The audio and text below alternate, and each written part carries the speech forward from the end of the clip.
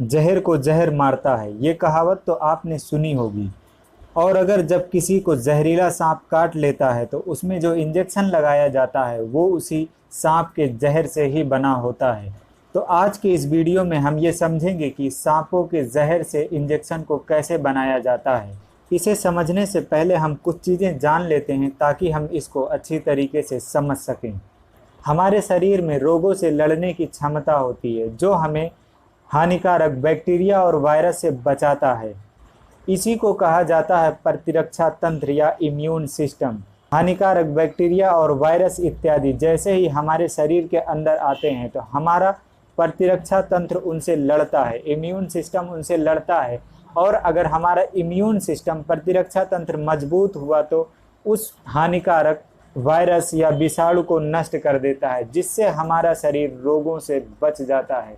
अगर यही हमारा शरीर उस वायरस और बैक्टीरिया से नहीं लड़ पाता है तब हमारा शरीर किसी रोग से ग्रसित हो जाता है। हमारे शरीर का जो खून होता है, जो ब्लड होता है, वो दो चीज़ों से मिलकर बना होता है। पहला होता है प्लाज्मा और दूसरा होता है रुधिराणु। खून में प्लाज्मा लगभग 60% होता है और रुधिराणु लगभग 40% होता है। प्लाज्मा हमारा एक लिक्विड टाइप में होता है, येलो कलर का, पीले कलर का होता है। ये एक बेस का काम करता है।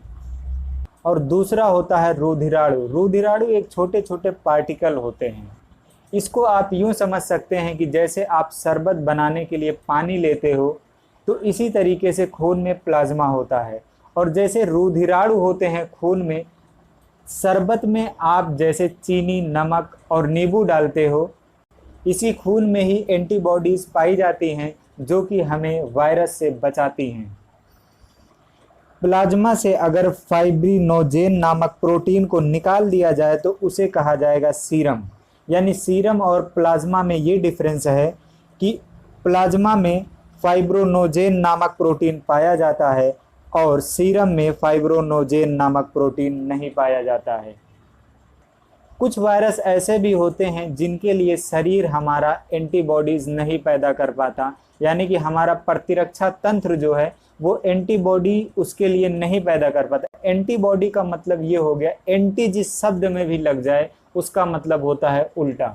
जैसे वेनम बोलते हैं विष को, तो एंटीवेनम इसका मतलब कि विष को नष्ट करने वाला।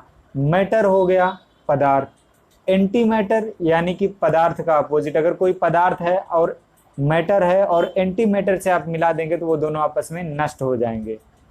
तो अभी तक हमने जो समझा, अगर हम उसका निचोड़ निकाले तो हम ये कह सकते हैं हमारे शरीर में रोगों से लड़ने के लिए एक प्रतिरक्षा तंत्र यानी कि इम्यून सिस्टम होता है जो रोगों से लड़ने के लिए एंटीबॉडीज बना लेता है।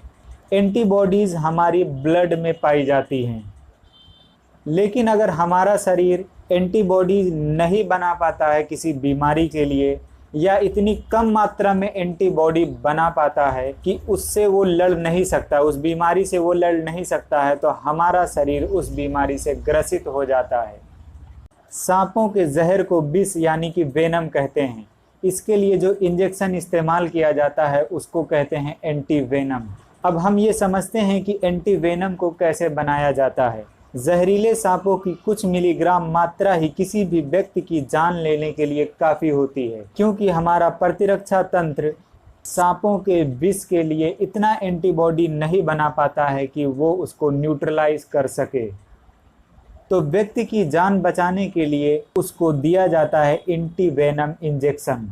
एंटीवेनम बनाने के लिए ऐसे जानवर का चयन किया जाता है जो अपनी शरीर में सांपों के जहर के लिए ज़्यादा मात्रा में एंटीबॉडीज बना सकते हैं। इसके लिए घोड़ा, गधा आदि का चयन किया जाता है। इसको बनाने के लिए अगर घोड़े का चयन किया जाता है तो घोड़े के शरीर में इतनी कम मात्रा में सांप के जहर को डाला जाता है जिससे घोड़े को कोई नुकसान ना पहुँचे।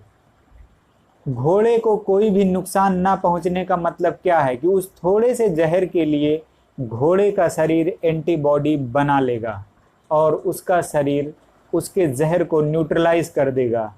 कुछ दिनों के बाद उसके शरीर में फिर थोड़ी मात्रा में जहर डाला जाता है, फिर वो सांप के जहर के लिए एंटीबॉडीज बनाता है। इस प्रक्रिया को, इस प्रोसेस को कई महीनों तक किया जाता है। कई महीनों तक इस प्रोसेस को करने के बाद घोड़े के शरीर में इतना एंटीबॉडीज बन जाता है कि अगर उस घोड़े के शरीर में ज़्यादा सांप के जहर की मात्रा भी डाल दी जाए, उस घोड़े को कुछ नहीं होगा। इसके बाद ये किया जाता है कि घोड़े से खून को निकाला जाता है और उससे, उसके खून से एंटीबॉडी को अलग किया जाता है और इसी एंटीबॉडीज से ही बनाया जाता है हमारा एंटीवेनम इंजेक्शन।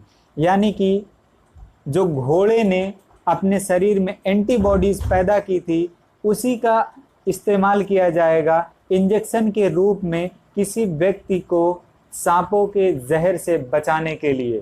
इसी तरीके से आपने सुना होगा प्लाज्मा थेरेपी। तो उम्मीद करता हूं कि आप इससे बहुत कुछ सीख पाए होंगे, बहुत कुछ समझ पाए होंगे। इसी तरीके की और भी जानकारी के लिए आप हमारे चैनल से जुड़े रहें, हमारे चैनल को सब्सक्राइब करें और लोगों को भी जोड़ें जो इस तरीके की वीडियोस चाहते हैं। वीडियो में लास्ट तक बने रहने के लिए शुक्रिया।